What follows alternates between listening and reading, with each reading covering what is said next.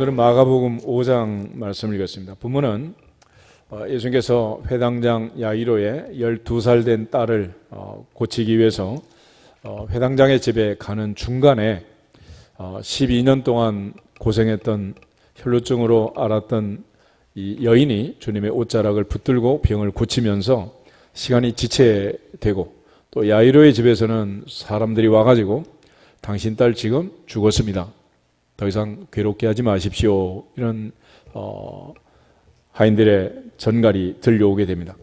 그때 36절을 본 예수님께서 야이로에게 하신 말씀이 있어요. 두려워하지 말고 믿기만 해라. 두려워하지 말고 믿기만 해라.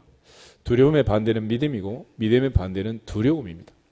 우리 모두가 다 불확실한 이 세대를 살아가면서 항상 하나님에 대한 절대 믿음을 가지고 두려워하지 않기를 주 이름으로 축복합니다.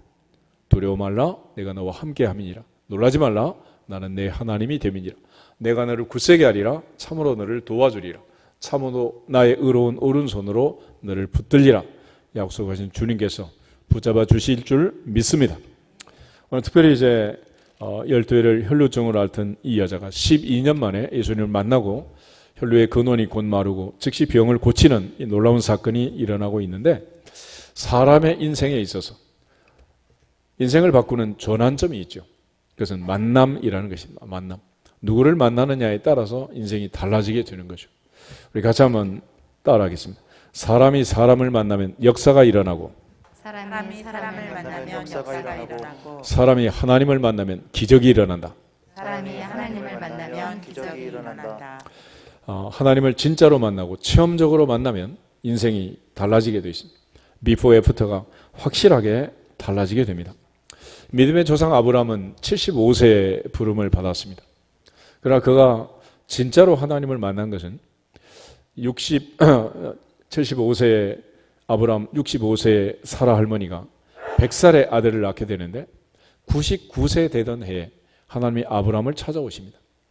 바로 13년 전 86세 때 이스마엘을 낳게 되는데, 그때까지는 하나님의 부름을 받고 하나님 말씀대로 산다고 하지만은 인간의 꾀를 내고 인간의 계획으로, 인간의 생각으로 이스마엘을 낳는 그런 일을 해요. 하나님이 13년의 침묵을 깨고 찾아오셔서 하시는 말씀, 아브라함아, 나는 전능한 하나님이다. 너는 내 앞에서 행하여 완전하라 말씀하시고 할례 언약을 베푸시고, 그리고 100살에 이제 아들을 주셔서 그 아들이 바로 이삭이라는 아들이 됩니다. 아브라함도 웃었고 사라도 웃었고, 더 이상 가능성이 없는 이 늙은 커플을 통해서 하나님께서 믿음의 조상 이삭이 태어나게 한 것입니다. 아브라함이 그처럼 주님을, 전능하신 하나님을 진짜로 만났을 때 진짜 아들이 태어나게 된 거예요. 그는 하나님 앞에서 그 독자 이삭을 모리아산에서 번제로 드릴 만큼 이제는 하나님의 전능하심을 믿었고 하나님을 체험적으로 만났기 때문에 하나님 말씀에 100% 순종하는 믿음의 조상이 된 것입니다. 우리가 잘 아는 사도 바울, 다메섹 도상에서 주님을 만났고 해보다 더 밝은 빛으로 눈이 멀었습니다. 사도행전에는 사울이 바울 되는 주님을 만났던 그 만남의 이야기가 3번이나 반복되어 기록되어 있습니다. 바울 서신의 첫말에는 항상 하나님 아버지와 주 예수 그리스도의 사도로 부르심을 받은 나 바울은, 그렇게 이제 자기를 소개하면서 자기가 주님 만났다, 만남 이후에 사울이 바울 되었다라는 것을 그는 항상 강조해 주고 있습니다. 우리가 잘 아는 라합이라는 여인이 있습니다. 여리고성의 기생이었던 여자. 그러나 여호수아의 두 정탐꾼을 만나고 그들을 통해서 하나님에 대한 신앙을 고백하고 붉은 줄을 달고 구원받기로 약속을 맺게 됩니다. 여리고성이 무너지는 그때 아간이라는 유다 지파의 사람은 가문이 멸문이 되지만 라합은 새로운 인생을 시작하게 됩니다. 바로 살몬을 만나서 보아스를 낳고, 보아스는 룻을 만나서 오벳을 낳고, 오벳은 이새를 낳고, 이새는 다윗왕을 낳는 거죠. 여리고성이 무너지는 그때를 기점으로 해서 기생 라합은 완전히 과거를 정리하고 새 사람이 됩니다. 구약 성경에 가장 멋진 젠틀맨 두 사람이 있는데, 한 사람은 요셉이고 한 사람은 보아스라는 사람. 이 보아스를 키운 엄마가 바로 라합이었습니다. 라합. 살몬은 라합에게서 보아스를 낳고, 보아스는 룻에게서 오벳을 낳고, 이새는 다윗왕을 낳고, 이 다윗왕의 할머니가 되는, 예수님의 할머니가 되는 그 전과 전혀 다른 새로운 삶을 살게 된 것입니다. 이처럼 하나님을 만난 사람들은 그들의 인생이 완전히 달라집니다. 모세는 80에 하나님을 진짜로 만나게 됩니다. 이들의 양을 치면서 80평생 경험하지 못한 놀라운 광경을 보게 되는데 호렙산의 떨기나무에 불이 붙었습니다. 근데 놀랍게 사그라들지 않고 재가 되지 않고 계속 활활 타오르는 떨기나무 앞으로 그가 가게 됩니다. 근데 불 속에서 하나님의 음성이 들려옵니다. 모세야, 모세야, 너의 선 곳은 거룩한 곳이니 내 발에서 신을 벗어라. 그리고 그는 하나님을 진짜로 만나게 되고 애굽에 가서 이스라엘 백성들을 출애굽하는 믿음의 사람이 되는 거죠. 많은 백성들이 원망하고 불평하던 그 모든 자리에서 홍해바다 앞에서 마라의 쓴물 앞에서 그는 하나님을 만났기 때문에, 체험했기 때문에 그는 더 이상 원망하지 않고 하나님 말씀에 순종하는 삶을 살게 됩니다. 여호사 역시 모세가 죽은 다음에 길갈에서 할례를 행하고 가나안 땅의 소산을 먹고 만나가 그치고 유월절을 지키는 이런 모든 행사를 하지만은 그가 이제 요단강을 건너간 후 이 길갈에서 하나님을 만나면서 가나안 정복 전쟁을 시작해야 되는데 다시 여호수아에게도 여호와의 사자가 나타나서 그의 신발을 벗기게 됩니다. 너의 선 곳은 거룩한 곳이니 내 발에서 신을 벗어라. 구약에서는 특별히 신발을 신는 것은 주인이고 맨발의 청춘은 다 종들이에요. 종. 그래서 하나님께서 이제부터 네 인생은 내가 주인이다. 네가 주인으로 80년을 살았으면 이제는 내게 순종해야 한다. 특별히 여호수아에게도 가나안 정복 전쟁이라는 것은 네가 주도적인 역할을 해서 할 수 있는 일이 아니고 하나님 명령에 순종해야 한다라는 것을 가르쳐 주게 됩니다. 이처럼 주님을 만나면서 변화된 인생들, 시몬 베드로가 갈릴리 바다에서 주님 만났을 때 그 인생은 변화가 됩니다. 그러나 오순절에 성령의 충만을 받고 불같은 성령을 체험한 이후에 진짜로 시몬이 이제 베드로가 되는 놀라운 이제 사역자로 변신하게 된 것입니다. 우리가 하나님 앞에서 신앙생활을 하면서 주님을 체험적으로 만나고 진짜로 만나서 새로운 변화가 있기를 주의 이름으로 축복합니다. 여자분들 보면 이제 상상 임신이라는 게 있잖아요. 놀라운 사실은 이 상상 임신을 해도 입덧도 하고 배도 부르고 다 현상이 나타난대. 그런데 놀라운 일은 1년이 지나도 애가 안 나오는 거예요. 우리가 가짜로 주님을 만나면 만난 척하면 찬양할 때도 기쁨으로 기도할 때도 믿음으로 그렇게 하는 것 같은데 놀라운 사실은 하나님의 나라는 말에 있지 않고 능력에 있느니라. 능력에 있느니라. 그 능력이 나타나지 않는 거예요. 하나님 앞에서 이 12회를 혈루증으로 앓던 여자가 지금 주님을 만나는 이 과정을 오늘 살펴보면서 다시 한번 새롭게 주님을 만나고 이 새봄에 우리 모두가 새로운 신앙생활을 새 출발하는 은혜를 받을 수 있기를 주님의 이름으로 축복합니다. 우리가 흔히 육하원칙이라는 게 있죠. 육하원칙. 누가 언제 어디서 무엇을 어떻게 왜 OWLH 육하원칙이라는 게 있는데 이 육하원칙에 따라서 오늘 말씀을 한번 살펴보려고 합니다. 먼저 오늘 주님을 만난 여인이 누구인가? 25절을 보면 12해를 혈루증으로 앓아온 한 여자가 주님을 만났다 그랬습니다. 여러분 이 정도 되는 여자를 만나고 싶은 사람이 있을까요? 만나자 그러면 만나줄까요? 그동안 이 여인은 수없이 많은 의사를 만났고 이제는 의사를 만날 수 있는 조건이 안 되는 거예요. 병은 점점 중해져 갖고 특별히 있는 것은 다 허비했고 도저히 이제 뭐 누구도 만날 수도 없고 찾아갈 수도 없고 가능성도 없는 그런 절박한 상황에 처한 여인입니다. 그런데 성경은 우리에게 하나님은 사람을 만날 때 차별하지 않는다. 누구든지 만나 주신다라는 걸 강조해요. 하나님의 세상을 이처럼 사랑하사 독생자를 주셨으니 이는 누구든지 저를 믿는 자마다 멸망하지 아니하고 영생을 얻게 하려 하심이라. 할렐루야. 누구든지 제한이 없습니다. 그래서 우리가 무제한적인 하나님의 사랑을 알 수 있는 거죠. 또 요엘서에 보면 하나님께서는 모든 육체에게 만민에게 성령을 부어주신다 그랬어요. 성령을 부으시는데도 차별하지 않고 누구든지 받을 수 있다라고 말합니다. 예수님께서 마태복음 7장 산상수훈을 마치면서 누구든지 나의 이 말을 듣고 행하는 자는 그 집을 반석 위에 지은 지혜로운 사람 같다. 그러나 반대로 누구든지 내 말을 듣고 행하지 아니하면 그 집을 모래 위에 지은 어리석은 사람 같다. 가능성은 누구든지라고 얘기를 하는 거죠. 우리가 마가복음 11장에서 기도할 때도 너희 중에 누구든지 이 산을 향하여 바다에 던져지라 말하고 그 말하는 것이 이루어질 줄 믿고 의심치 않으면 그대로 되리라 그랬잖아요. 누구든지, everybody. 그 누구라도 되는 사람 있고 안 되는 사람 있고 이런 게 아니라는 누구든지라고 얘기해요. 누구든지. 우리가 심지어 냉수 한 그릇 얘기할 때도 너희 중에 누구든지 지극히 작은 소자 하나에게 냉수 한 그릇 주는 자는 결단코 그 상을 잃지 않는다라고 말합니다. 우리 모두는 하나님 앞에서 누구든지 가능성을 가지고 인생을 살아가고 있습니다. 로마서 14장을 한번 찾아보겠습니다. 로마서 14장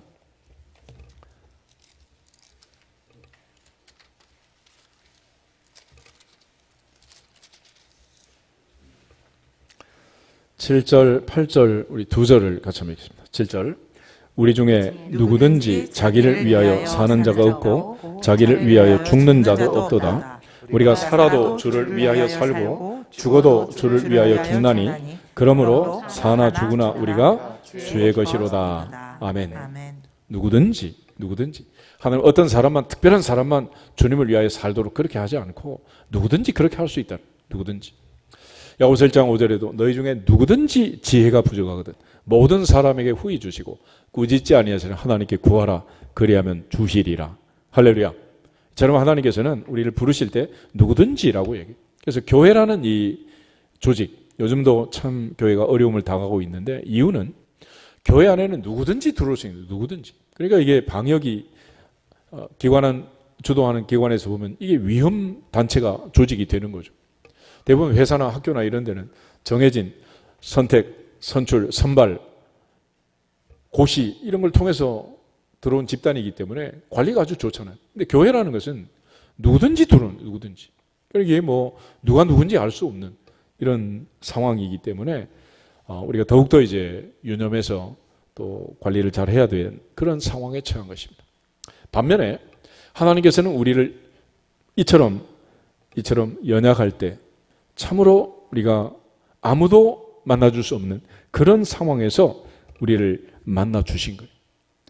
이처럼 차별하지 않고 무차별적으로 우리에게 은혜를 주셔서 불러주셨는데 1세기 당시에 벌써 보면 믿는 사람들이 또 차별하는 그런 일이 벌어지게 됩니다. 야고보서 2장을 한번 찾아보겠습니다.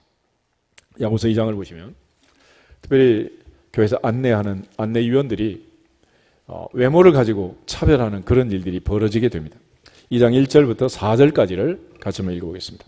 내 형제들아 영광의 주 곧 우리 주 예수 그리스도에 대한 믿음을 너희가 가졌으니 사람을 차별하여 대하지 말라. 만일 너희 회당에 금 가락지를 끼고 아름다운 옷을 입은 사람들이 들어오고 또 남노한 옷을 입은 가난한 사람이 들어올 때에 너희가 아름다운 옷을 입은 자를 눈여겨보고 말하되 여기 좋은 자리에 앉으소서 하고 또 가난한 자에게 말하되 너는 거기 서 있든지 내 발등상 아래 앉으라 하면 너희끼리 서로 차별하여 악한 생각으로 판단하는 자가 되는 것이 아니냐. 아멘. 2000년 전에도 빈부를 가지고 사람을 차별하는 특별히 교회 안에서 안내를 하면서도 이런 일을 하고 있었다는 거예요. 그래서 야고보가 그들에게 이제 주의사항을 주는 거죠. 하나님 앞에서 하나님이 우리를 차별하지 않았으니 서로 차별하지 말고 하나님 앞에 누구든지 가능성이 있다라는 이 사실을 가지고 오늘은 특별히 누구든지 주님 만날 수 있다 없다? 있다는 거예요. 믿어지시기를 축복합니다. 이렇게 강조하는 얘기는 다른 게 아니고 못 알아듣는 사람 두 사람이 있는데 옆 사람 좀 알려주겠습니다. 당신도 주님을 만날 수 있습니다. 당신도 가능성이 있습니다. 할렐루야. 만나야 된다. 만나야 돼. 근데 남 얘기만 하지 말고 누가 만나야 된다? 내가 만나요. 내가. 그리고 내가 진짜로 만나면 내 인생이 달라지게 돼 있습니다. 그런데 이 여인이 주님을 만난 시점이 있어요. 언제 만났느냐? 26절 말씀을 같이 한번 보겠습니다. 26절 마가복음 5장 26절 많은 의사에게 많은 괴로움을 받았고 가진 것도 다 허비하였으되 아무 효염이 없고 도리어 더 중하여졌던 차에. 아멘. 바로 그때 만났다는 거예요. 12년 전에 돈 많이 있을 때, 재물이 많이 있을 때가 아니고 12년 동안 치료하면서 전 재산은 다 허비했고 더 이상 병은 고칠 수 없을 만큼 중병이 들었고 만나볼 만한 의사는 다 만나보았고 이제는 그 어디에 가도 고칠 수 없는 이런 절박한 모든 사람이 모든 의사가 포기한 그런 중병에 걸린 여인, 바로 그때에 주님을 만나고 주님이 만나 주신 거예요. 개인적으로 보면 사람들이 언제 주님을 찾느냐, 세상에서 더 이상 나를 도울 사람이 없구나 라는 사실을 깨달을 때, 그때 이제 하나님을 찾게 되어 있습니다. 개인이든 민족이든 마찬가지. 그러니까 아직도 뭔가 할 수 있다, 아직도 몇 사람 더 만나볼 수 있다, 아직도 이런저런 가능성이 있다, 그럴 때는 항상 그걸 다 해보고 그 다음에 마지막 끝자락에 주님을 붙잡는 게 인간이고, 그것이 바로 인간의 마음인 거예요.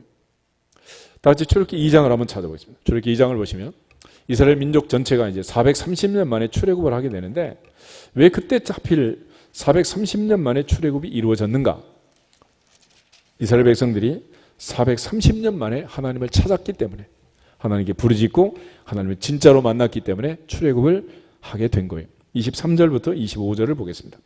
여러 해 후에 애굽 왕은 죽었고 이스라엘 자손은 고된 노동으로 말미암아 탄식하며 부르짖으니 그 고된 노동으로 말미암아 부르짖는 소리가 하나님께 상달된지라. 하나님이 그들의 고통 소리를 들으시고 하나님이 아브라함과 이삭과 야곱에게 세운 그의 언약을 기억하사 하나님이 이스라엘 자손을 돌보셨고 하나님이 그들을 기억하셨더라. 아멘. 바로의 정책이 급변했고 더 이상 집도 주지 않고 진흙을 가지고 벽돌을 만드는 숫자를 매일같이 똑같이 채우라고 그런 아주 강압 정책을 쓰게 됩니다.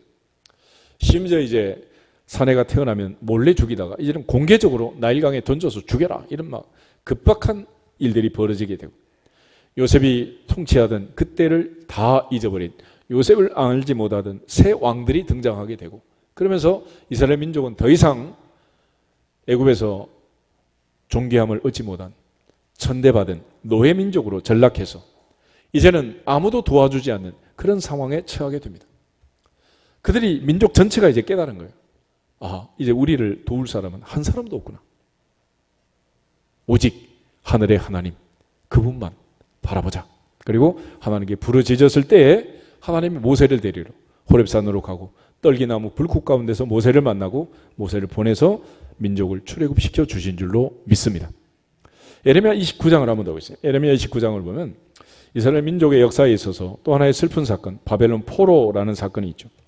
하나님께서 이스라엘 백성들을 바벨론 포로로 보내시는 이유가 있어요. 왜냐하면 이스라엘 당시에 마당만 밟고 지나가는 허망한 예배를 드리고, 말라기 선지자의 말씀처럼 누가 성전문을 좀 닫아버렸으면 좋겠다라고 말했지만 그 형식적 제사를 드리는 그들을 하나님이 진짜로 만나고 싶은 거예요. 그래서 그 진짜로 만나고 싶은 그 하나님께서 그들을 바벨론 포로라는 극단의 처방을 하게 된 것입니다.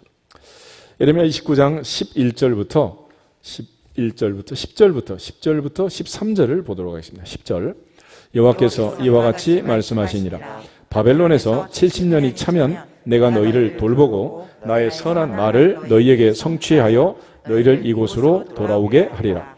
여호와의 말씀이니라. 너희를 향한 나의 생각을 내가 아나니 평안이요 재앙이 아니니라. 너희에게 미래와 희망을 주는 것이니라.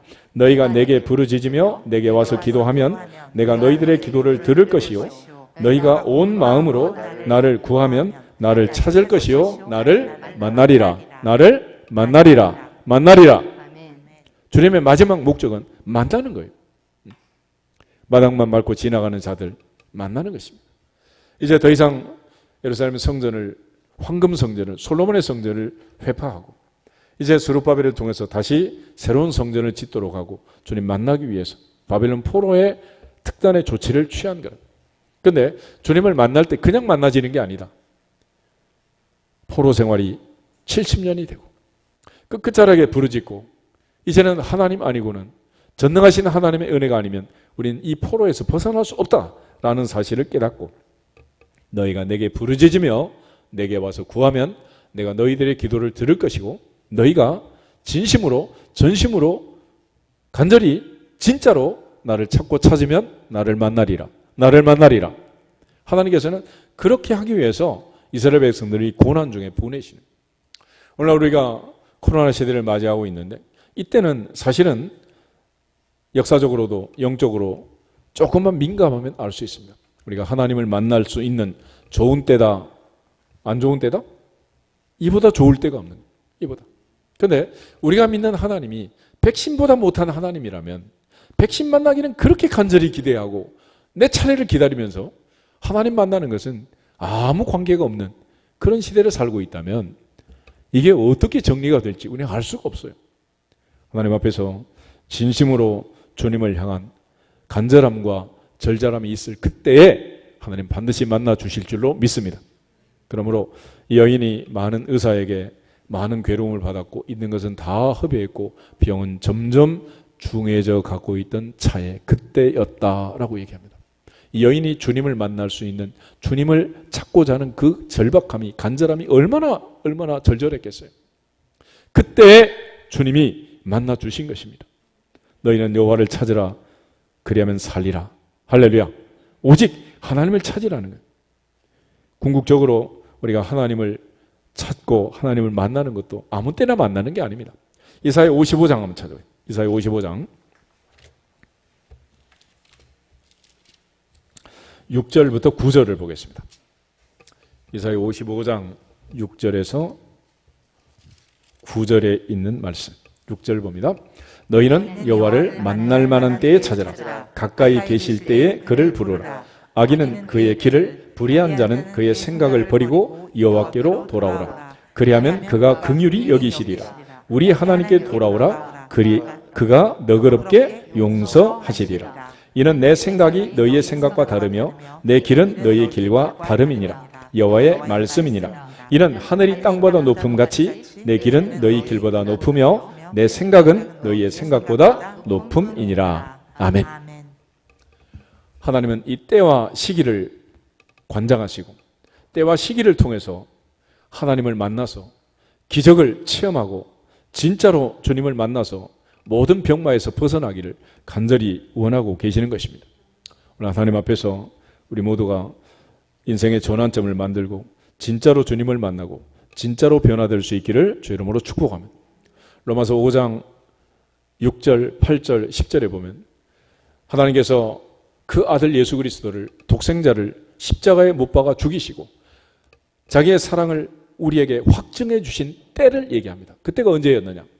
우리가 아직 연약할 때에, 우리가 아직 죄인이었을 때에, 우리가 곧 원수였을 그때에 아무도 만나지도 않고 아무도 돌보지 않는, 그 누구도 상대해 주지 않는 그 참담한 상황에 처했을 그때에 우리를 찾아오셔서 만나기를 원하시고 회복하기를 원하시는, 우리를 사랑한다고 말씀하신 그분이 바로 하나님 아버지십니다.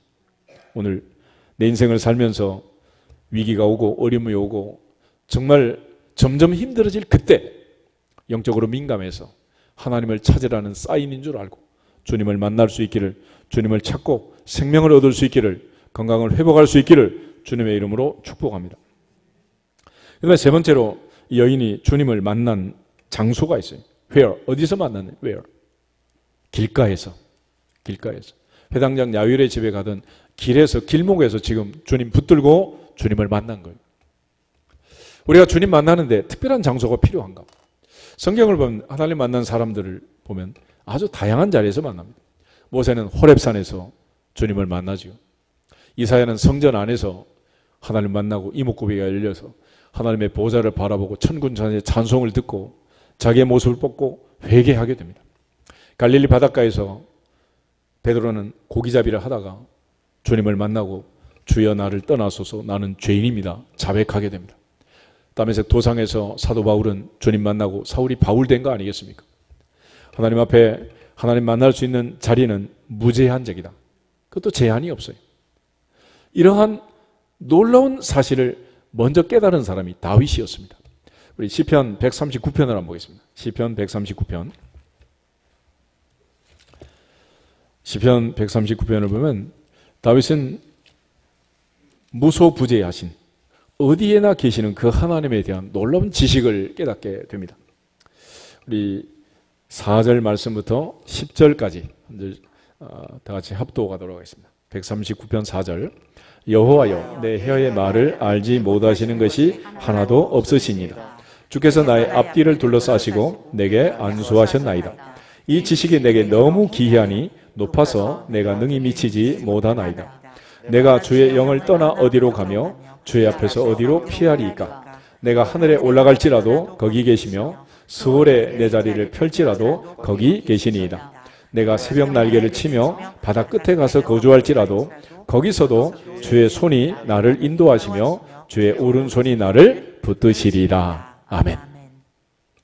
홍해바다 한가운데서도 하나님은 함께 하셨고, 광야 40년 하나님은 이스라엘 백성들을 떠나지 않았습니다. 구름기둥 불기둥으로 주야로 보호하시고 함께 하셨습니다. 사드락 메삭 아벳느고는 풀무불에 들어갔지만 불 속에서도 함께 했습니다. 요나는 바다 깊은 시면에 물고기 뱃속에 있었지만 하나님은 그곳에서 함께 하시고 그를 살려주셨습니다. 사자굴 속에서도 함께 하셨고 대홍수 가운데서도 하나님은 노아를 함께 하시고 살아나게 하셨습니다. 사망의 음침한 골짜기에서도 다윗은 이 놀라운 지식으로 깨달음이 있었어요. 나는 두렵지 않다. 주께서 나와 함께 하심이라. 함께 하심이라. 주님은 우리에게 세상 끝날까지 함께 한다고 약속하셨습니다. 우리 모두가 다 어디에나 계시는 주님을 알고, 주님 어디 계시냐?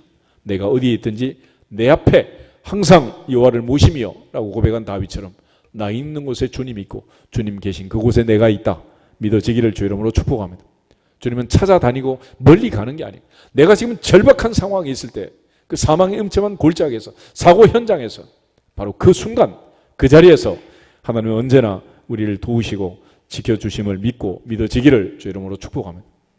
다윗의 아들 솔로몬 역시 그러한 하나님을 믿었어요. 그래서 그는 성전을 지었지만 성전을 우리가 흔히 만민이 기도하는 집이라 그러잖아요. 그러나 솔로몬의 신과는 성전에 갇혀있는 하나님이 아닙니다. 열왕기상 8장을 보겠습니다. 열왕기상 8장 27절부터 30절에 보면 솔로몬이 성전 봉헌 기도를 하면서 하나님 앞에 간절히 기도하는 내용이 나와 있는데, 이 내용을 솔로몬의 기도를 보면 솔로몬의 신관을 알 수 있어요. 무소부재하신 하나님, 어디에나 계시는 하나님, 하늘에 계신 하나님을 그는 믿었습니다. 27절, 하나님이 참으로 땅에 거하시리이까 하늘과 하늘들의 하늘이라도 주를 용납하지 못하겠거든 하물며 내가 건축한 이 성전이 오리이까. 그러나 내 하나님 여호와여, 주의 종의 기도와 간구를 돌아보시며 이 종이 오늘 주 앞에서 부르짖음과 비는 기도를 들으시옵소서. 주께서 전에 말씀하시기를 내 이름이 거기 있으리라 하신 곳 이 성전을 향하여 주의 눈이 주야로 보시오며 주의 종이 이곳을 향하여 비는 기도를 들으시옵소서. 주의 종과 주의 백성 이스라엘이 이곳을 향하여 기도할 때 주는 그 간구함을 들으시되 주께서 계신 곳 하늘에서 들으시고 들으시사 사하여 주옵소서. 아멘. 하나님은 우주 공간 어디에나 계신다. 하늘과 하늘들의 하늘이라도 용납할 수 없는 크고 위대하신 분이라. 어떻게 이 작은 집안에 갇혀만 있겠습니까? 라는 거죠. 오늘 하나님 앞에 우리가 기도하면서 특별히 하나님을 만날 수 있는 자리는 그 어느 곳에든지 만날 수 있다. 어디서나 만날 수 있느니라. 할렐루야. 그래서 어떤 사람은 큰 사고를 경험하고 하나님 만나기도 하고, 어떤 경우에는 하나님의 성전에서 예배를 드리다가 만날 수도 있고, 어떤 경우는 선교를 하다가 만날 수도 있고, 어느 자리든지 길에서든지 집에서든지 들에서든지 어떤 자리에서든 주님을 만날 수 있어요. 엘리야가 엘리사를 부를 때 엘리사는 12개의 소를 가지고 밭갈이를 하고 있었습니다. 농사 짓다가 만난 거예요. 농사 짓다. 아모스는 양치기 하다가 하나님 앞에 부름을 받게 됩니다. 베드로는 예수님의 제자들은 어부하다가 부름을 받잖아요. 그러니까 장소가 제한되어 있지 않아요. 그러므로 우리는 언제나 어디서나 주님 만날 가능성이 있다는 사실을 알고 항상 주님 만날 수 있는 준비를 하고, 특별히 예배 시간은 무슨 시간이다? 주님 만나는 시간이다. 할렐루야. 반드시 만날 수 있기를 주님의 이름으로 축복합니다. 그러면 이 주님을 만나고 이 여인은 무엇을 했느냐? 무엇을 했느냐? 결국 우리 인생의 가장 중요한 해답이 무엇이냐라는 거예요. 이 여인의 인생, 이 고달픈 인생, 더 이상 가능성이 사라져버린 이 여인, 아무도 만날 수 없는, 그 어떤 의사도 고칠 수 없는 이 절박한 상황에서 이 여인에게 유일한 희망이 있었습니다. 그게 바로 주님을 만나는 것이었습니다. 주님을 찾아오게 된, 주님을 만나게 된, 주님을 찾아와서 옷자락을 붙잡게 된 배경이 있는데 27절, 8절 우리 두 절을 같이 한번 읽겠습니다. 예수의 소문을 듣고 무리 가운데 끼어 뒤로 와서 그의 옷에 손을 대니 이는 내가 그의 옷에만 손을 대어도 구원을 받으리라 생각함 일러라. 아멘. 여자에게 희망이 생겼습니다. 예수님의 소식을 듣고 드디어 소망이 생긴 거예요. 내가 이분이라면 만나서 옷만 잡아도 병이 나을 것 같다라는 큰 확신이 파도처럼 밀려오게 된 것입니다. 그래서 중요한 동사가 듣고라는 거예요. 듣고. 소문을 듣고. 믿음은 어디에서 나오고? 들음에서 나오고. 들음에서. 우리가 많은 이야기를 듣지만 그 이야기를 통해서 우리가 주님을 믿고 주님을 만날 수 있는 계기가 만들어져야 한다. 사도행전 16장을 보면 자주장사 루디아는 사도 바울이 안식일에 강가에 모여있는 빨래터에 여인들이 있는 곳에 와서 복음을 전할 때 하나님이 그의 마음을 열어 바울의 말을 듣게 하시고 믿음으로 영접하고 자기 집에 데려가서 온 식구가 구원을 받는, 세례를 받는 놀라운 경험을 하게 됩니다. 여인에게 있어서 하나의 희망은 하나님이 소문을 듣게 하신 거예요. 그리고 믿음은 들음에서 나오고 들음은 그리스도의 말씀으로 말미암는다 하셨는데 듣고 흘려버릴 수도 있지만은 그러나 이 여인에게 성령이 역사하셔서 믿음을 주시고 은혜를 주셔서 이런 놀라운 생각을 갖게 한 것입니다. 결국 생각이 바뀌면 말이 바뀌고 말이 바뀌면 행동이 바뀌고 행동이 바뀌면 습관이 바뀌고 습관이 바뀌면 인생이 바뀌는 줄 믿습니다. 주님께서 하신 이 모든 소문을 듣고 이 여자는 생각이 바뀐 거예요. 생각이. 그리고 와서 주님의 옷자락을 붙잡게 된 것입니다. 오늘 우리의 인생에 있어서도 답은 바로 주님을 만나는 것입니다. 진짜로 만나면 진짜로 문제가 해결이 되고 풀리게 될 줄로 믿습니다. 여호와를 찾으라 그러면 산다. 그것만이 살 길이라는 사실을 알아야 하겠습니다. 특별히 사무엘은 미스바에서 회개하면서 블레셋과 전쟁이 났는데 전쟁터로 군사를 데리고 나간 게 아니라 미스바에서 모든 백성들이 모여서 회개하고 하나님 앞에 통에 잡아감으로써 하나님의 기적적인 방법으로 블레셋은 물러가게 되었습니다. 우리가 에스더 이야기를 너무도 잘 알고 있잖아요. 에스더는 왕을 만난 지 한 달이 됐습니다. 그런데 모르드게가 전가를 전해온 거예요. 지금 우리 민족이 죽게 생겼다. 하만의 흉계로 지금 민족 전체가 죽음을 당하게 생겼다. 그럴 때 에스더가 모르드게에게 한 얘기는 그거예요. 내가 먼저 내 시녀들과 함께 금식하고 그 다음에 내가 왕을 만나러 가겠습니다. 당신도 나를 위해서 금식하고 기도해 주세요. 그래서 온 민족이 금식을 하면서 하나님을 먼저 만나고 그 다음에 왕을 만나게 된 거예요. 그래서 하나님 앞에 먼저 금식하고 그가 아하수엘의 왕을 만났을 때 한 달 만에 만난 그 왕이 금지팡이를 앞으로 내밀고 기쁘게 에스더를 사랑스럽게 영접함으로써 놀라운 드라마가 펼쳐지고 하만의 흉계를 물리치고 불임절에 이스라엘 민족을 살리는 위대한 역사가 일어나게 됩니다. 왕을 먼저 만났다고 해서 해결되는 게 아니에요. 하나님 먼저 만나고 하나님 만남이 먼저다. 주님을 만남이 먼저다. 왕을 만나는 게 먼저가 아니라는 거예요. 우리가 느헤미야를 보면은 느헤미야도 역시 마찬가지입니다. 느헤미야는 예루살렘 성곽이 다 무너지고 성이 회파됐다는 소식을 듣습니다. 그는 너무도 참담한 마음으로 슬픈 마음으로 당시에 아닥사스다 왕의 술 관원으로 있었는데 왕의 음식을 관리하는 사람은 그 옛날에 가장 믿고 신뢰하는 측근이 아니겠어요. 그래서 왕에게 구하는 모든 것은 다 얻을 수 있는 조금도 부족함이 없는 그런 삶을 살았지만 예루살렘이 회파되고 성곽이 무너진 이 참담한 사실을 알고 그는 왕 앞에 요청을 하고 드디어 총독이 되어서 예루살렘에 가서 52일 만에 이제 성곽을 완성하게 되는데 이 과정에서 왕과 대화할 때 그가 먼저 하나님께 기도하고 묵도하고 그리고 하나님이 응답하게 하심으로 왕의 마음을 감동시킴으로써 놀라운 드라마가 펼쳐지게 되는 거예요.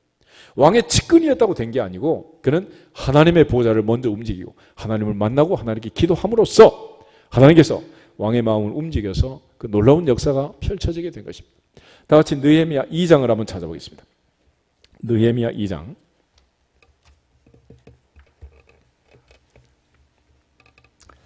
1절부터 8절까지 한 절씩 교독하겠습니다. 마이크 갖고 계신 분들은 집에 있는 분들 잘 들리게 또박또박 잘 읽어주면 좋겠어요. 아닥사스다 왕 제20년 니산 올해 왕 앞에 포도주가 있기로 내가 그 포도주를 왕에게 드렸는데 이전에는 내가 왕 앞에서 수심이 없었더니 왕이 내게 이르시되 내가 병이 없거늘 어찌하여 얼굴에 수심이 있느냐 이는 뼈에 내 마음에 근심이 있음이로다 하더라. 그때 내가 크게 두려워하여 왕께 대답하되 왕은 만세수를 하옵소서.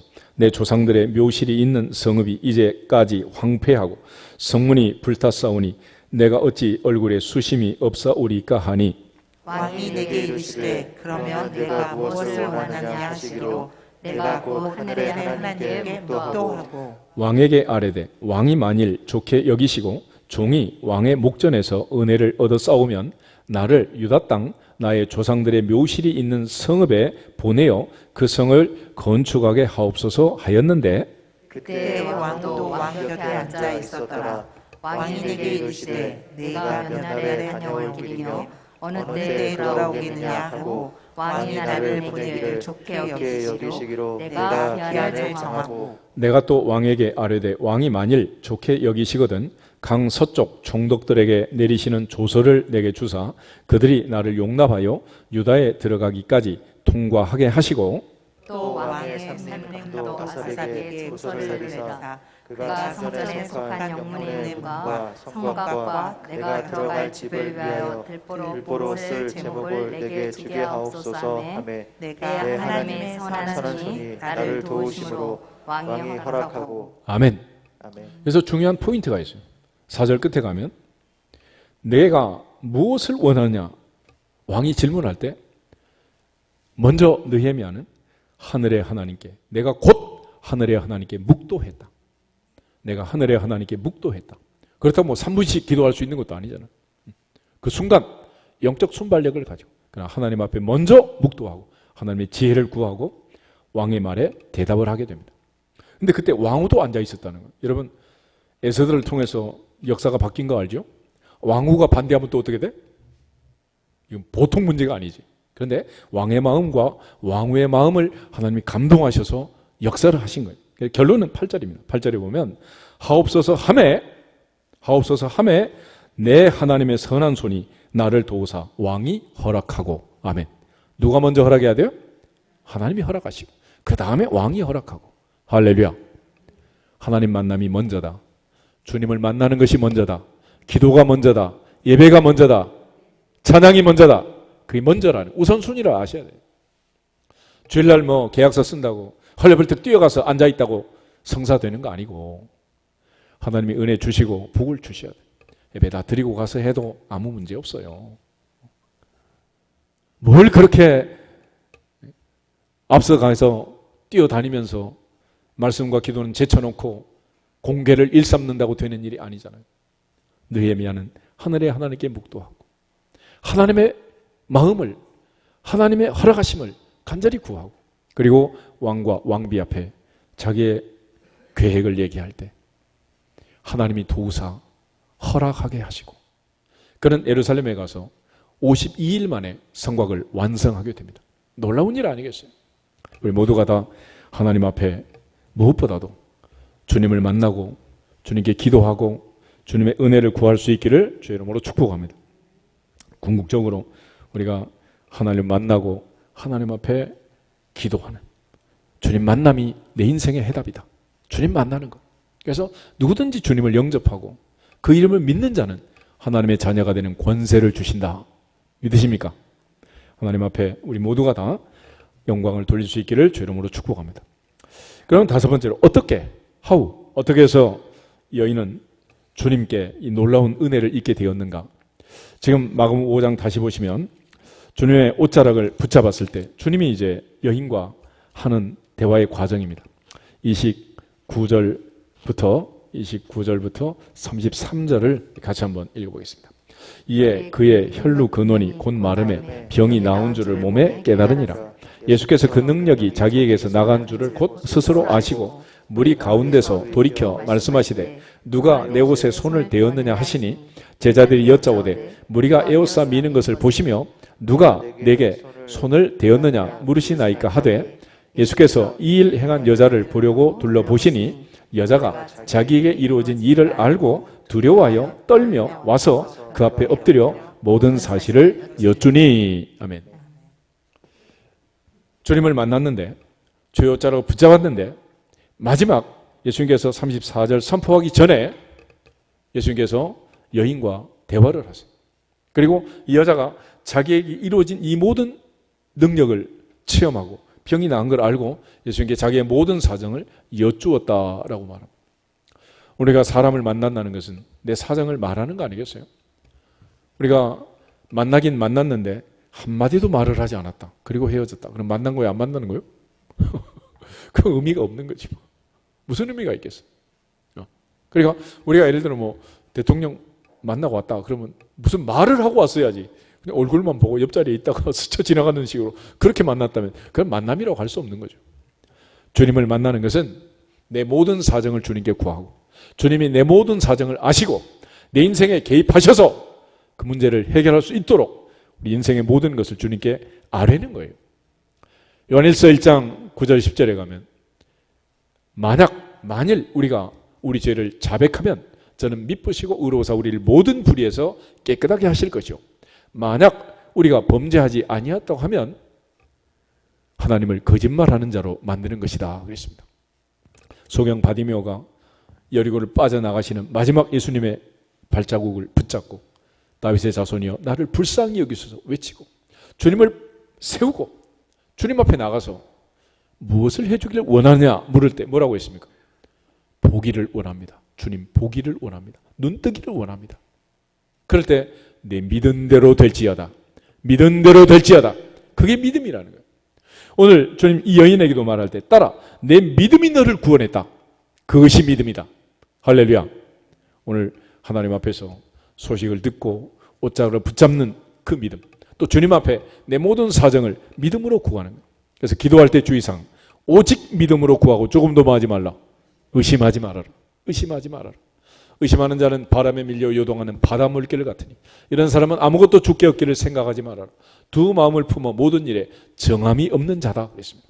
오늘 하나님 앞에서 오직 믿음으로 절대 믿음으로 주님만 믿고 주님께 맡기고 주님께 구하고 너희가 무엇이든지 믿고 구한 것은 받은 줄로 믿으라. 그러면 너희에게 그대로 되리라. 그대로 되리라. 주님 앞에 믿음으로 고백하고 의심하지 않고 그대로 되는 주인공들이 되시기를 주님의 이름으로 축복합니다. 선지자 엘리야는 갈멜산에서 850대의 영적 전쟁에 승리하게 됩니다. 그리고 그는 큰 빗소리를 갑자기 들었습니다. 그리고 아합에게 마차를 가지고 쭉 빨리 피해야 됩니다 라고 이제 전갈을 넣고 기도하는데 하늘은 맑고 모래알은 반짝 비가 올 기미가 전혀 보이지 않아. 3년 6개월 동안 하루도 비가 오지 않고 맑은 날만 지속된 그 하늘입니다. 아무것도 변화가 없어요. 그런데 그는 7번이나 무릎 사이에 얼굴을 조아리고 하나님께 간절히 기도했고 사원은 7번째 가서 저 바닥 끝에 손바닥만한 구름이 생깁니다 라고 말합니다. 오늘 하나님 앞에 믿음으로 기도하고 그 간절한 기도가 3년 6개월 가뭄을 끝내고 해가를 주신 줄로 믿습니다. 우리가 도저히 상상할 수 없는 내가 생각할 때 도저히 일어날 수 없는 일이지만 믿음으로 주님 앞에 아뢰면 주님께 여쭈면 주님은 우리를 긍휼히 여기시고 은혜를 주시고 복을 주시고 지혜를 주실 줄로 믿습니다. 너 중에 누구든지 지혜가 부족하거든 모든 사람에게 후히 주시고 꾸짖지 아니하시는 하나님께 구하라. 그러면 주시리라. 제일 중요한 조건은 뭐냐? 내게 지혜가 없습니다라는 것을 인정하는 거예요.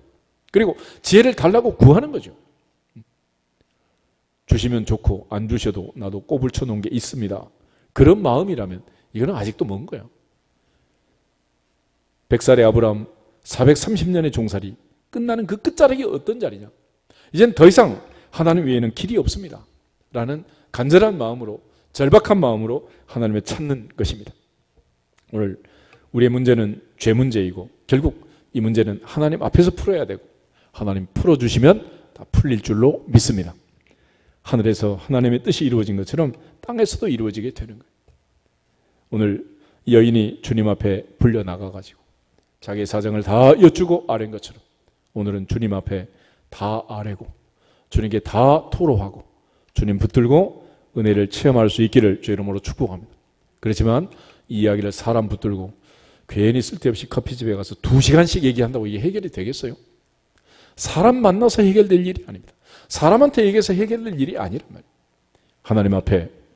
하나님 앞에서 울고 하나님 앞에 토로하고 하나님을 만나면 기적의 주인공이 되지만 도울 힘이 없는 인생을 붙들고 얘기해봐야 무슨 변화가 있겠어요? 그동안 12년 동안 이 여자가 해왔던 일이 아니겠습니까? 그러나 이제 12년 동안 했던 그 일이 아니라 새로운 일, 주님 만나는 전혀 다른 새 출발을 지금 하고 있는 것입니다. 마지막 이제 그 여자가 이룬 Y, 마지막 이처럼 병을 통해서 이 병에서 놓이기를 원한 마지막 목적이 뭐냐는, 우리가 주님 앞에 기도하고 예배하고 신앙생활하면서 이 땅에서 물질 때문에 자녀들 때문에 질병과 병마로 인간관계로 많은 어려움을 겪지만, 그러나 인생의 마지막 끝자락은 뭐냐? 믿음의 결국은 영혼의 구원이다. 영혼의 구원이다. 그게 목적인 거예요. 이스라엘 백성들이 출애굽한 목적은 광야에 나와서 잘 사는 게 아닙니다. 가나안에 들어가는 거예요. 그러나 사람은 할 수 없지만 하나님으로서는 다 하실 수 있느니라. 약대가 바늘기로 들어가는 것보다 천국 가는 게 더 어려운 일이지만, 그러나 하나님은 다 하실 수 있다. 그리고 우리의 마지막 목적은 이 세상이 전부가 아니고 영원한 세상까지 하나님의 은혜를 입고 영원한 천국을 사모하고 사는 것입니다. 그런 차원에서 34절 예수님께서 마지막 선포하는 말씀이 있는데 같이 한번 읽겠습니다. 예수께서 이르시되 딸아 내 믿음이 너를 구원하였으니 평안히 가라. 내 병에서 놓여 건강할지어다. 아멘. 여기서 이제 그 구원한다라는 말하고 병에서 놓여 건강한다, 고친다라는 말은 헬라어로 소조라는 동일한 동사를 씁니다. 그래서 우리가 흔히 구원받았다라는 말하고 죄사함을 받았다라는 말하고 건강하게 되었다라는 말은 동의어예요. 동의어. 그러니까 주님께서 우리의 몸을 고칠 때는 몸만 고치는 게 아니라 어디까지 고친다? 영혼까지. 우리의 전인을 고친, 전인을.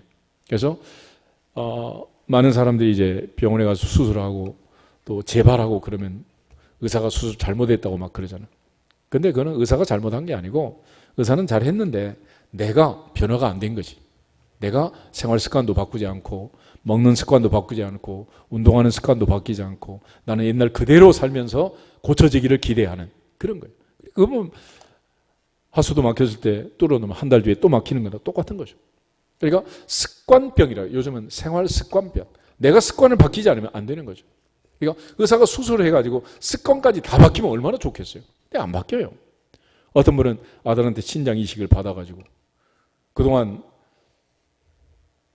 못 먹던 술이 잘 만든다고 또 실컷 먹고 나서 또 망가지고 아들도 망가지고 이런 분도 있어요. 내가 생활을 안 바꾸면 안 되는 거예요. 의사가 바꾸는 거는 구조를 바꿔주는 거지 생활 습관까지 바꿔주는 건 아니잖아요. 그래서 예수님께서 하신 말씀, 성경이 우리에게 경고하는 그리고 우리에게 교훈하는 모든 말씀은 옛사람을 벗어버리고 새사람을 입을지어다. 어둠의 일을 벗고 빛의 갑옷을 입을지어다. 비포 애프터가 달라져야 된다는 거예요. 달라져. 그것이 진짜로 고침을 받은 거다. 그것이 건강을 회복하는 거예요. 그래서 우리가 육체의 건강을 회복했다. 그거 가지고 되는 게 아니고 영혼이 잘됨 같이 범사가 잘되고 건강하도록 회복이 되기를 축복합니다. 그렇게 되면 모든 게 이제 건강하게 되는 거예요. 요즘 코로나 블루 그래가지고 지난 겨울도 모두 갇혀가지고 제대로 걷지도 못하고 추위 때문에 또 떨고 그랬는데 오늘처럼 이제 날씨가 풀리고 좋은 날 예배도 없는데 점심 식사하고는 좀 한번 걸어보세요. 안양천도 걸고 동네 한 바퀴도 돌고 요즘은 숲세권 그러잖아. 어느 동네든지 다 숲이 잘 마련돼 가지고 서울숲 안 가도 다 걸어 다닐 수 있어. 좀 건강하게 회복되면 무슨 일이 벌어지느냐. 이 여인은 지금 육체의 건강을 회복한 거기서 끝나지 않았어요. 내 죄의 사함을 받았느니라. 내가 구원을 받았느니라. 할렐루야. 영혼의 구원까지 주님이 약속하고 있습니다. 보통 우리가 이제 땀을 흘리고 뭐 샤워하고 운동하고 그러고 나면 몸이 어때? 상쾌하잖아요. 상쾌. 그죠? 이렇게 되면 몸이 상쾌하게 되면 그 다음에 마음은 유쾌하게 된대. 마음은 기쁘지? 즐겁지? 그러니까 그럴 때 기분 좋을 때 용돈 그래야 되는 거지 뭐. 짜증날 때 용돈 그러면 누가 용돈을 주겠어. 근데 그렇게 몸이 상쾌하고 마음이 유쾌하면 머리, 생각이, 정신이 명쾌하게 된대. 이게 요즘 막 치매가 오고 뭐 계약서를 썼는지 안 썼는지 뭐라고 썼는지도 모르고 막 이렇게 명쾌하지 못한 이런 삶을 사는 사람이 굉장히 많아요. 하나님 앞에서 몸이 안 좋아서 그런 거예요. 몸이. 내 몸이 아프면 만사가 귀찮고 요즘 뭐 코로나 후유증 중에 하나도 사람이 늘 만성 피로처럼 그냥 늘어지고 뭐 이런 후유증도 있다고 뉴스에 나오잖아요. 그리고 몸이 건강하지 못하면 생각도 흐리멍텅해지고 명쾌하지 못한 거예요. 그리고 특별히 이제 이 여인처럼 영혼의 구원을 받고 그렇게 되면 우리의 심령이 영혼이 통쾌하게 된대. 하나님과 통하는 거예요. 그래서 하나님 앞에 통쾌하고 내 정신은 명쾌하고 내 마음은 유쾌하고 내 육체는 상쾌하고 이런 무슨 일이 벌어지느냐. 어떤 사람이 무슨 말을 하든지 흔쾌히 받아들일 수가 있대요. 할렐루야. 그러니까 어떤 사람이 말할 때 반대 절대 반대 계속 이렇게 막 짜증을 내고 찍자를 붙고 이런 사람들은 몸이 안 좋은 거예요. 몸이. 잠을 잘 못 자든지 소화가 잘 안 되든지 배가 아프든지 뭐 여하튼 뭔가가 안 좋은 거예요. 그래서 항상 우리 모두가 건강을 되찾고 하나님께 영광을 줘야 돼요. 주님이 말하는 건강은 단순히 육체의 건강이 아니에요. 12년 동안 고생했던 이 여자 그저 혈류의 근원이 마르고 몸만 건강하게 된 게 아니라 그 영혼까지 고쳐주신 줄로 믿습니다. 이렇게 되면 이제 비포 애프터가 확실히 달라지 새 삶을 사는 거죠. 다시 로마서 11장 13장 한번 찾아요. 로마서 13장 로마서 13장 11절부터 14절 로마서 13장 11절 보겠습니다. 또한 너희가 이 시기를 알거니와 자다가 깰 때가 벌써 되었으니 이는 이제 우리의 구원이 처음 믿을 때보다 가까웠음이라. 밤이 깊고 낮이 가까웠으니 그러므로 우리가 어둠의 일을 벗고 빛의 갑옷을 입자. 낮에와 같이 단정히 행하고 방탕하거나 술 취하지 말며 음란하거나 호색하지 말며 다투거나 시기하지 말고 오직 주 예수 그리스도로 옷 입고 정욕을 위하여 육신의 일을 도모하지 말라. 아멘. 비포 애프터가 달라져야 한다. 주님 만난 이후에는 확실히 달라져야 한다. 특별히 이 성경 구절을 읽고 변화된 위대한 사람 성 어거스틴이라는 사람이 있어요. 하나님 앞에서 우리 모두가 다 주님 만나고 예배를 드리고 말씀을 듣고 찬양하고 기도한 이후에는 달라져야 하느니라. 라합이 모든 과거의 삶을 청산하고 다윗의 할머니가 되고 예수님의 조상이 된 것처럼 새로운 변화가 있기를 주님의 이름으로 축복합니다. 다 같이 에베소서 한번 더 보겠습니다. 에베소서 4장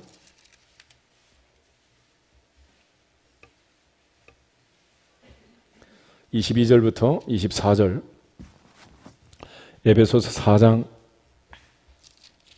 22절부터 24절을 보겠습니다. 너희는 유혹의 욕심을 따라 썩어져가는 구습을 따르는 옛사람을 벗어버리고 오직 너희의 심령이 새롭게 되어 하나님을 따라 의와 진리의 거룩함으로 지으심을 받은 새 사람을 입으라. 아멘. 여기서 말하는 새 사람이라는 건 뭐겠어요?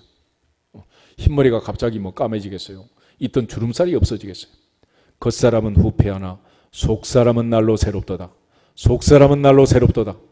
우리 영혼이 건강하고 마음이 유쾌하고 정신이 명쾌하고 영혼이 통쾌하고 육신이 상쾌하고 이렇게 새 사람이네요. 새 사람. 하나님 앞에서 이런 모두가 다 새로운 출발, 새로운 봄을 맞이할 수 있기를 주님의 이름으로 축복합니다. 우리 골로새서 한번 더 보겠습니다. 골로새서 3장 9절하고 10절. 에베소 다음에 빌립보, 골로새가 있습니다. 골로새서 3장 9절, 10절, 9절 보겠습니다. 너희가 서로 거짓말 하지 말라. 옛 사람과 그 행위를 벗어버리고 새 사람을 입으라. 이는 자기를 창조하신 이의 형상을 따라 지식에까지 새롭게 하심을 입은 자니라. 아멘. 옛 사람을 버리고 새 사람을 입었는데 이 새 사람이라는 것은 하나님의 형상, 나를 창조하신 하나님의 형상을 따라 지식에까지 새롭게 된 거다. 지식에까지. 그러니까 단순히 몸만 상쾌하고 뭐 기분만 좋은 게 아니라 우리의 모든 정신 활동이 명쾌하게. 그래서 내 주 예수 그리스도를 아는 지식이 가장 고상함을 인하여 나는 그동안 알았던 모든 것을 배설물로 여긴다. 바울이 고백한 것처럼 우리 모두가 새로운 영을 받고 새 은혜를 받고 새 출발하는 새 아침이 되기를 주님의 이름으로 축복합니다. 하나님 앞에서 고린도 후서 5장 17절 말씀처럼 그런즉 누구든지 그리스도 예수 안에 있으면 새로운 피조물이라.